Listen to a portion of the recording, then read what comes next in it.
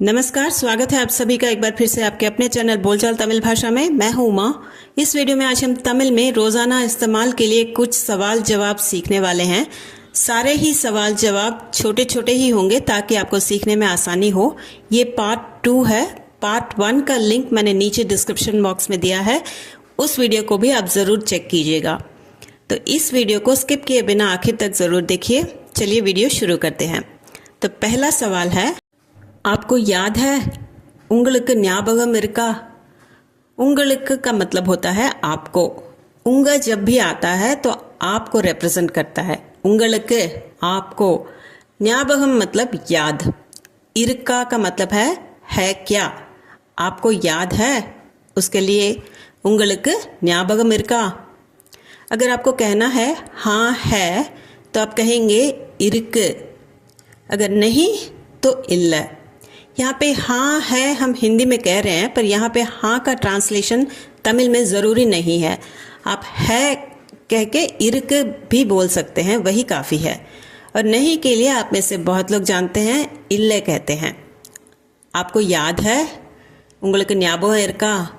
हाँ है, इसके लिए इरुक्कु। अगर नहीं कहना हो तो इल्ल इल्ल।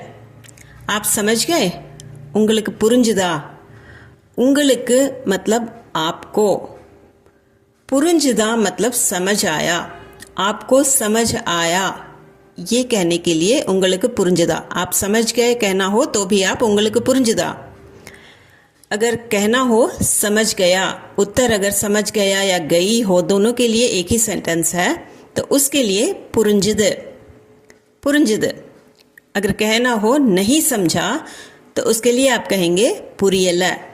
पुरिंजुदु मतलब समझ गया या समझ गई, समझ में आ गया, ये कहने के लिए पुरिंजुदु। नहीं समझा, समझ नहीं आया, इसके लिए पुरियल्ल। पुरियर्दु मतलब समझना होता है, इल्ले का मतलब नहीं। तो पुरिंजुदु प्लस इल्ल, इसको ही हम पुरियल्ल कहते हैं। आप समझ गए उंगलुक्कु पुरिंजुदा। समझ गया के लिए पुरिंजुदु, नहीं समझा के लिए पुरियल्ल। कितने बज रहे हैं? मणि एव्वलवु आगुदु। मणि का मतलब होता है टाइम, जैसे बजे कहते हैं हिंदी में, टाइम। एव्वलवु मतलब कितने, आगुदु मतलब हो रहे हैं या हो रहा है। कितने बज रहे हैं अगर आपको पूछना हो तो मणि एव्वलवु आगुदु, टाइम क्या हो रहा है, मणि एव्वलवु आगुदु। अगर आपको कहना हो 10 बज रहे हैं तो उसके लिए 10 मणि आगुदु। 10 का मतलब 10 होता है। अगर आप गिनती जानते हैं तो आपको पता होगा, 10 को कहते हैं। मणि टाइम, 10 मणि का मतलब 10 बजना। आगुदु हो रहे हैं, कितने बज रहे हैं, मणि एव्वलवु आगुदु। अगर कहना हो 10 बज रहे हैं उत्तर में तो 10 मणि आगुदु। मणि एव्वलवु आगुदु, 10 मणि आगुदु, 10 मणि आगुदु। देर हो रही है क्या? अगर आप पूछना चाहते हैं आप लेट हो रहे हो क्या या देर हो रही है क्या, तो उसके लिए लेट आगदा। यहाँ पे हमने अंग्रेज़ी शब्द लेट का ही इस्तेमाल किया है, क्योंकि बोलचाल में लेट ही ज़्यादा हम यूज़ करते हैं। वैसे देर के लिए तामदम शब्द है, तामदम आगदा। ऐसे बोलचाल में कोई बोलता नहीं है, लेट आगदा ही कहते हैं। तो देर हो रही है क्या, ये अगर पूछना हो तो लेट आगदा, लेट आगदा। हाँ कहना हो तो आमा। यहाँ पे आप यस और नो जवाब देंगे। देर हो रही है क्या, हाँ कहना हो तो आमा, नहीं कहना हो तो इल्ल। देर हो रही है क्या, लेट आगदा, हाँ के लिए आमा और नहीं के लिए इल्ल। आप कल आओगे? नींग नालेक्कु वरुवींगला। नींग मतलब आप होता है, जहाँ पे भी इंग लगता है वो रेस्पेक्ट साथ बोलने के लिए कहते हैं हम। नींग आप, नालेक्कु मतलब आने वाला कल, वरुवींगला आओगे, वा का मतलब आना, वरुवींगला। नींग नालेक्कु वरुवींगला। कल नहीं आऊँगा या नहीं आऊँगी, ये लड़का या लड़की दोनों हो तो दोनों ही एक ही सेंटेंस कह सकते हैं। नालेक्कु वरमाटें, नालेक्कु मतलब कल, आने वाले कल के लिए, टुमारो जिसे हम कहते हैं इंग्लिश में, उसके लिए नाले। सो नालेक्कु कल को कहने के लिए होता है नालेक्कु। वा का मतलब आना होता है, वर माटें का मतलब है नहीं आऊँगा। ये माटे माटा जहाँ पे भी हम यूज़ करते हैं वो नेगेटिव सेंटेंसेस के लिए यूज़ करते हैं। तो आप कल आओगे, नींग नाले की वरविंगला, कल नहीं आऊँगा नाले की वरम आटे। गुस्सा हो, कोबमा। कोबम का मतलब गुस्सा होता है, और आप जानते हैं कि क्वेश्चन में जब हम आ की मात्रा लगा देते हैं तो वो क्वेश्चन में बदल जाता है। तो गुस्सा हो ये कहने के लिए कोबमा। नहीं तो इल्ले। इल्ले का मतलब नहीं होता है। जब हम कहते हैं नहीं तो, उसके लिए इल्ले। गुस्सा हो कोबमा, नहीं तो ये कहने के लिए इल्ले। कोबमा इल्ले इल्ले। बाहर चलें, वेलिए पोगलामा। वेलिए मतलब बाहर, चले पोगलामा। इसके लिए हम यहाँ पे हम बाहर चलें यही अर्थ निकालेंगे। तो हम के लिए पोगलामा, ये आमा जब लगता है तो हम के लिए लगते हैं। हम बाहर चलें, नामा वेलिए पोगलामा, वेलिए पोगलामा। चलते हैं पोगला। तो यहाँ पे भी आपने देखा कि लाम लगाया हुआ है हमने आखिर में। पो का मतलब जाना होता है, पोगलाम चलते हैं।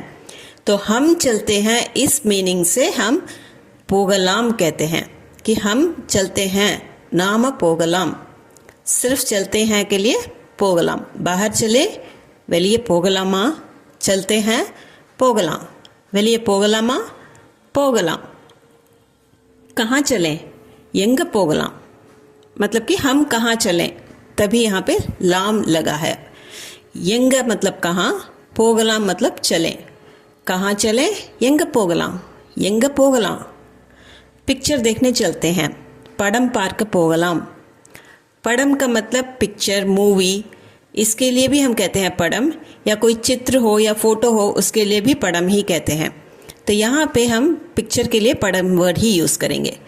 पार्क का मतलब देखना होता है, पार्क मतलब देखने के लिए, पोगलाम चलते हैं।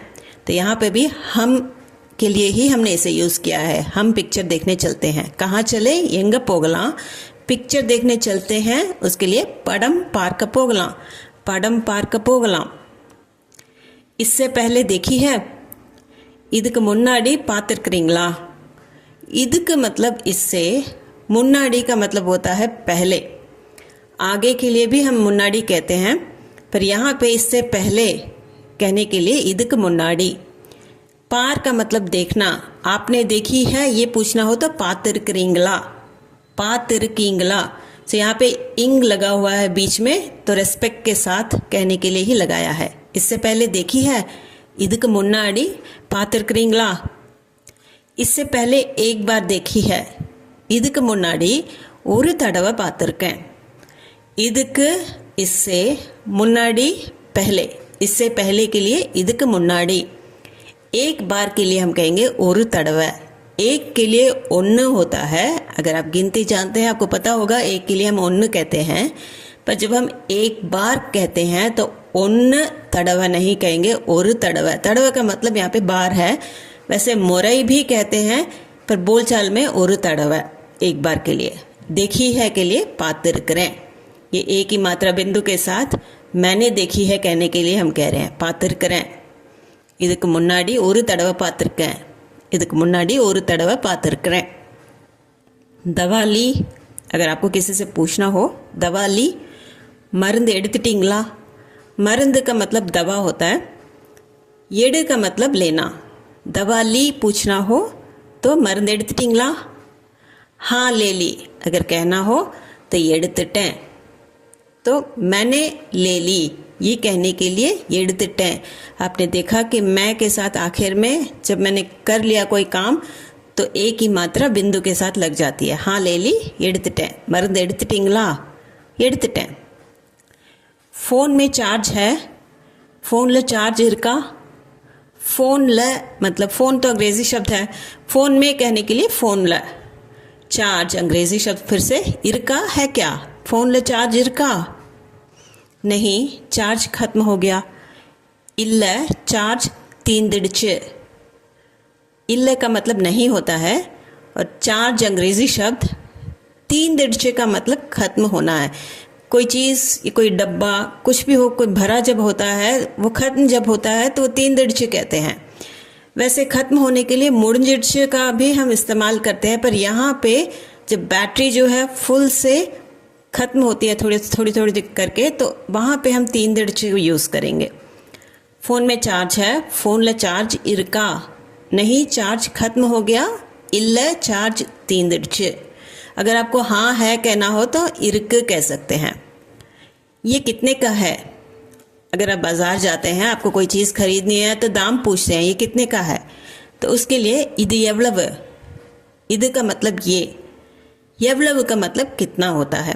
ये कितने का है, इद यवलव। यहाँ पे है का ट्रांसलेशन ज़रूरी नहीं है, इद यवलव।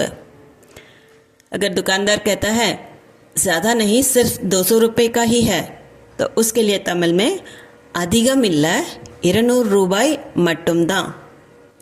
अधिगम का मतलब होता है ज़्यादा, जैसे अधिक कहते हैं हिंदी में, तो वैसे ही अधिगम। इल्ले का मतलब नहीं, ज़्यादा नहीं, अधिगम इल्ला। 200 रूबाई का मतलब होता है 200 रुपये। इर का मतलब 2 होता है, नूर का मतलब 100 होता है, तो 200 200, रूबाई रुपए के लिए हम यूज़ करते हैं। मट्टुम का मतलब सिर्फ होता है, हम सिर्फ पहले लगाते हैं हिंदी में, पर तमिल में मट्टुम बाद में लगाया जाता है। 200 रूबाई मट्टुम। दा का मतलब जो हमने ही लगाया है, सिर्फ 200 रुपये का ही है, उसके लिए हम यूज़ करेंगे। अधिगम इल्ला 200 रूबाई मट्टुम दा, अधिगम इल्ला 200 रूबाई मट्टुम दा। तो आज के वीडियो में बस इतना ही। उम्मीद है कि सारे सवाल जवाब आपके लिए यूज़फुल होंगे। अगर इस वीडियो के संबंध में आपके मन में कोई संदेह या प्रश्न हो तो कमेंट सेक्शन में ज़रूर कमेंट करके बताइएगा। आपके संदेह को दूर करने की और प्रश्नों के उत्तर देने की मैं पूरी कोशिश करूंगी। और अगर आप हमारे चैनल पर नए हैं तो चैनल को सब्सक्राइब बटन दबाकर ज़रूर सब्सक्राइब कर लीजिए। ये वीडियो अगर आपको पसंद आया हो तो लाइक बटन ज़रूर दबा दीजिए, हाई पॉइंट्स भी दे दीजिए और ज़्यादा से ज़्यादा शेयर कीजिए। कोई तमिलनाडु में नया आया हो, किसी को तमिल सीखनी हो, सीखने में इंटरेस्ट हो, या कोई लैंग्वेज से स्ट्रगल कर रहा हो, तो उनके लिए काफ़ी उपयोगी हो सकती है, तो शेयर कर दीजिए। तो मिलते हैं एक और वीडियो में, तब तक के लिए bye and thank you for watching.